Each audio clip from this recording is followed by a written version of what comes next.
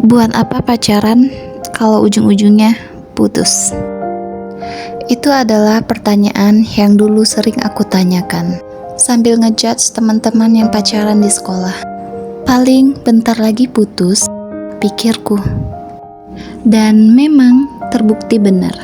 Tak terhitung berapa banyak hubungan yang tumbang di masa sekolah, berujung saling benci, meninggalkan luka. Dan aku merasa lebih bijak. Aku gak akan kayak mereka. Aku gak akan buang-buang waktu untuk hubungan yang ujungnya putus juga. Sampai aku jatuh hati. Dan ternyata memang benar apa kata orang. Cinta itu buta. Setinggi apapun IQ seseorang, tetap akan terlumpuhkan oleh panah asmara. Aku masih ingat kala itu, boncengan berdua menembus malam, hati berbunga meski di bawah guyuran hujan. Rasanya dunia berasa hanya milik berdua. Dulu aku pernah dengar, cinta masa remaja cuma sekedar cinta monyet. Dan ya, aku pikir ini berbeda, ini bukan cinta monyet. Ini nyata. Tapi tak lama kemudian, satu persatu kalimat manis itu tergantikan oleh tangisan bisu di bawah selimut. Dan semuanya berakhir. Dan aku harus mengaku kalah. Dan ya, cinta di umur segitu memang lagi monyet-monyetnya. Dan pertanyaan itu kembali datang.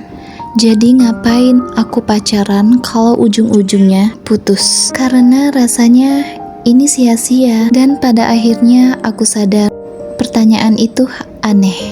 Sama anehnya kayak bertanya, buat apa makan kalau ujung-ujungnya tetap lapar? Buat apa beresin rumah kalau ujungnya kotor lagi?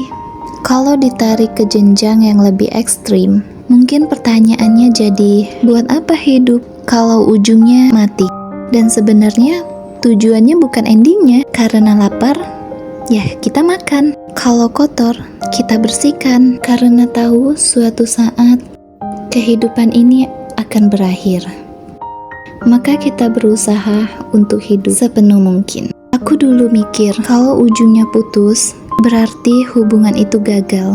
Tapi sekarang aku lebih mengerti. Hubungan yang tidak gagal karena berakhir.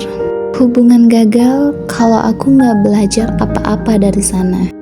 Jadi sekarang aku memperbolehkan diriku untuk benar-benar merasakan semua itu.